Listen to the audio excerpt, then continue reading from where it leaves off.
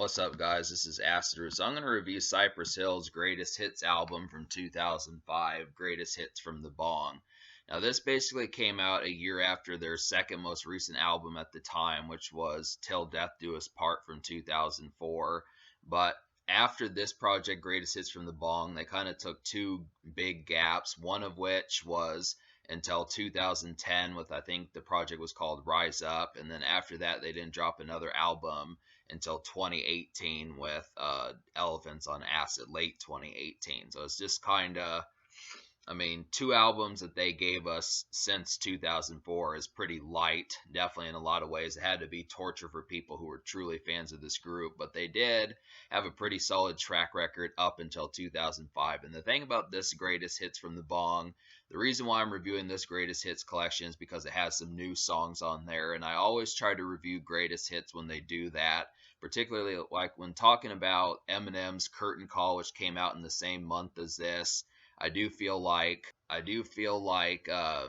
Eminem's Curtain Call is a classic Greatest Hits project just because of the new songs he delivered, like When I'm Gone, Shake That, and even Fack. This really had some good moments to kind of showcase and bolster Eminem's career and substitute for him having to do something. But Cypress Hill kind of did that. Unfortunately, they don't seem to have as many hits on here as they need to. I definitely feel like if you get the standard edition that only has 12 songs, you're really only getting 9 of Cypress Hill's greatest hits, which I do feel like they have more than 9. I think that they could have at least bolstered it to include about like 13 on the standard edition, had like maybe 11 or 12 songs from all their albums, and then like added a few extra songs on top of that, like the 3 bonus songs. I know like getting new songs and having a full package deal is something, but there's just some albums on here that are very under promoted, like Cypress Hill 3, 4, Skull and Bones, and Till Death Do Us Part all only have one single from their respective tenures and promotions. Stone Raiders isn't even on the standard edition at all, and there's just like a severe lack. The only real album I feel like that was promoted properly in terms of the hit singles it had was just Cypress Hill 1 from 1991. So really, this project was just too short. I'm talking like it's going to get a bad score. This record's going to get a very high score, but it's just the fact that they kind of were tepid with it compared to what they needed to be. But the European edition, which I'm reviewing, has 3 extra songs. That means that Cypress Hill 4 now has 2 singles on there. Skull and Bones has 2 singles, and they do include a song from Stone Raiders also. So it just kind of has like that emphasis and the execution taken care of real well. But I just kind of feel like, just understand that if you're going to choose between which edition to get the European edition, because you'll get more bang for your buck. You'll get all the new songs, you'll get the singles, and it's just more fun to kind of have. But so yeah, I'm just going to talk about this because there's not any singles. I'm just going to talk about these albums in order, this in terms of Cypress Hill's greatest hits. So the 3 songs from Cypress Hill 1991 are How I Could Just Kill a Man, Hand on the Pump, and Latin Lingo. Now, How I Could Just Kill a Man, if you know Cypress Hill, you should at least know this song's classic song, easy kind of just cruising in the car type song, going places, getting crunk, that type stuff. Just a real crazy song. This I totally feels like California is a song I would play so many times.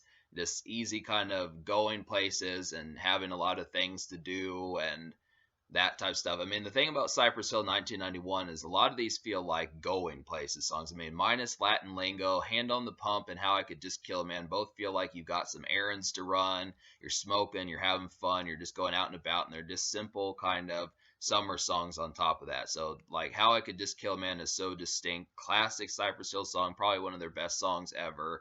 It has to be like listened to. There's no way it's great song. Hand on the Pump, I listen to this song when I'm kind of on the road and stuff, when I'm like running errands and that type of stuff.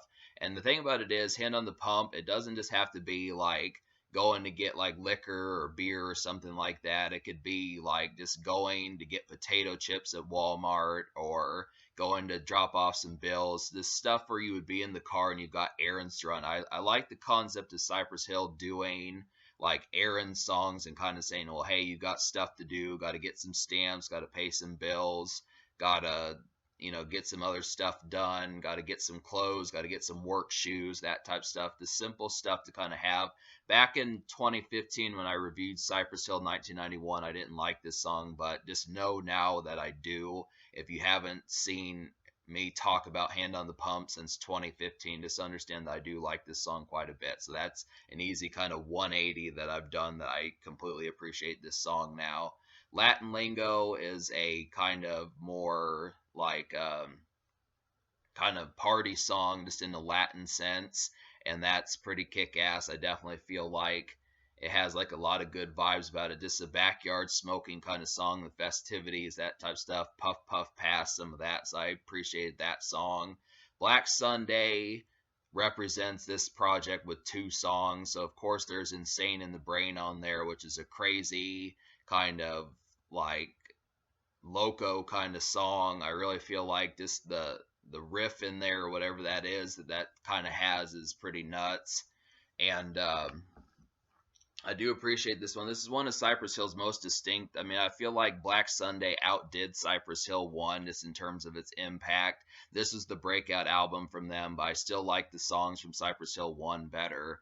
But I don't listen to Black Sunday as much as I used to, but Insane in the Brain is basically another hit, basically as large as How I Could Just Kill a Man. And on Spotify, this is Cypress Hill's most popular song. So just understand that. There's people that aren't whistling Dixie when they say that, yeah, this is pretty good.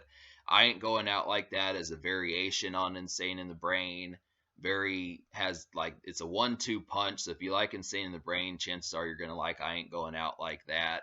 Just both kind of have like that similar kind of skirt kind of noise in there that kind of has that sort of thing. So they're just kind of have like that emphasis as far as both kicking ass. So that's similar to that type stuff. Cypress Hill 3. Cypress Hill 3 is very underrepresented, just with Only Throw Your Set in the Air. This is a gang song, but I feel like just the production on here is so ghostly, ghoulish, and eerie that it just barely feels like a West Coast gang kind of song. It's just, that's the thing about Cypress Hill 3. It needed to be represented more, just because the ghoulish kind of eerie October music, kind of smoking pot type stuff.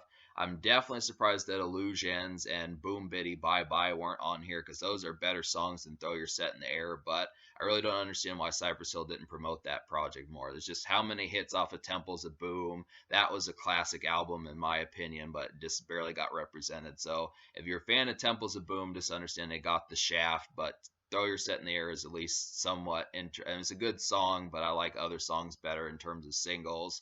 But I'm glad that it's at least represented on here. It does have great production. Dr. Green Thumb, classic stoner song from Cypress Hill. I don't listen to the minute-long intro every single time I listen to this song, but it does have like this real thumping, which really kind of feels like a head rush. It's real thumping, which kind of feels like a head rush kind of production on here. Just eat the simple kind of kick ass. Like Cypress Hill 4 just really had like a stoner tint to it, which their other albums kind of like Temples of Boom was not quite as stoner like, at least not to the degree where they were emphasizing it full blown. But I'm glad that they did, and I definitely feel I like Cypress Hill 4 quite a bit. So Dr. Green Thumb's a great single, great song to hear just when you're rolling up pot and that type stuff, having fun with it. Um, Rock Superstar, which kind of talks about the ins and outs of being a superstar. And I liked how Everlast was kind of on there talking about that type stuff. And like, or maybe that was the guy from Deftones, Chino Moreno. But like, it's just, I really like the belly kind of jingle production in the first verse, and then it starts switching to like this real kind of new metal type riff in the second verse and the third verse. This works. I mean, Cypress Hill does handle new metal pretty damn well. And Latin Thugs is another one. This one is probably the more Latin America song, which for the most part Cypress Hill really sounded more California, and most of the singles that they did up to this point are ghoulish or something like that. But this one really kind of feels more Latin America type stuff, but it's good. I like Tego Calderon on here, and it's just an easy kind of party rap, just in more of like a kind of more Central America sense, and it's not like I have a problem with that at all. This is an easy song. I would be puff puff passing to this song. It's an easy kind of party going song. This is probably about the only party song I can really think of that's on here. I mean, Insane in the Brain gets crazy, but minus like Latin lingo, which is just kind of like a mild kind of puff puff pass. This Latin Thugs feels a lot more like the bottles are popping and your shirts are off and you're waving them and that type stuff. Women might be twerking and that type stuff. Just an easy kind of. I mean, Cypress Hill doesn't really do dance songs as much, and B Real has said at one point that he would never do an R&B flavored song, but this is definitely something that has a lot of good energy towards it. Now, the two new songs, I'm at songs 10 and 11 on the standard edition. Like, I really didn't like The Only Way. This is the only song out of the 15 songs on here I didn't enjoy at all. I just really feel like in terms of how like this song was, it just didn't feel like a Cypress Hill song. The production was just pretty bad. It felt way too starry-eyed for my taste. Easy come, easy go. I like this kind of paranoid, like fuck the world kind of mentality on here, and I definitely like the kind of hazy production. It just kind of felt like, I mean, it didn't seem like Cypress Hill has done too many songs like this. I just really like the kind of, like, I don't know if it's like, it feels like guitar licks, but it's not really guitar. It just has like some sort of twang towards it that I liked, but I do like this song. This was the new song I enjoyed more. This is pretty classic Cypress Hill in a sense. I mean, it's just so mellow, doesn't have any ferocious energy, and it didn't really seem like they were trying to do like any sort of a single. But I did like Easy Come, Easy Go, just as a taste of what Cypress Hill was up to in 2005 after all that. I do wish that we would have gotten a better song than The Only Way, because they could have definitely used a single. I'm surprised that they didn't want to say like Blunts Up or do another furious song like Latin Thugs or something like that. It just is surprising that Easy Come, Easy Go was so mellow, and they were just kind of lackadaisical through this period of having a greatest hits album and doing like some new stuff. But it is a good song. So I didn't like Only Way, did like Easy Come, Easy Go. And then Latin Thugs, the reggaeton mix. This basically is like a Cypress Hill version of like a Daddy Yankee or a Don Omar song on there, and it has Tego Calderon on there, so that's pretty good. Like, yeah, if you basically have heard a party song or a dance song from Daddy Yankee or Don Omar, is what this reggaeton mix sounds like. Great beat, great kind of dance song. I've never really seen Cypress Hill do like dance songs like Daddy Yankee before, so that's pretty kick-ass that they did that. I actually like this beat possibly better than Latin Thugs, the original version, but I like them both. I mean, I don't know if I could actually choose between either variation of Latin Thugs, because they're both good, but it's just kick ass that the remix of Latin Thugs is as good as the original. Sometimes you like the original, not the remix, or sometimes you like the remix, not the original. I like both. So the European version, the bonus tracks, like Tequila Sunrise is a classic Cypress Hill song. Love this instrumental. This has a nice kind of hazy kind of morning. It is really a morning song that you can listen to when you're hungover, or maybe you're getting ready to get drunk, something like that. I just feel like that. Just they all tore that song apart. It's not energetic, it's not up tempo, but it's just a down tempo Cypress Hill song where the beat is good and they just handled it extremely well. Can't Get the Best of Me. Can't Get the Best of Me is another new metal song from Skull and Bones. I think I like the beat on Rock Superstar better, but it's just an easy going. I mean, this is like the only song on here that I feel like I probably wouldn't listen to on like a regular basis. I mean, if in most cases, I could listen to Dr. Green Thumb the whole way through. In some cases, I'd skip the intro, but this is about the only real single off this whole project where I say it's good, but it's not like a list. I feel like I like Can't Get the Best of Me, but I don't know. The riff is like I do feel like Cypress Hill does like new metal pretty well, but then I've heard better new metal songs in that sense. It's good, and I can listen to it and smoke to it and have like a backyard party, passing beers and that type stuff. But it's just not. It's kind of mellow new metal, or just is rock on there, but somehow I feel like the riff on Rock Superstar is just more engaging. But it is good. It's good, but not great. We'll put it that way. And then Lowrider, like, I like this song. I haven't heard it before, but I do like the kind of California, 90s California type feel, because Cypress Hill was around for like the G-Funk and gangster rap.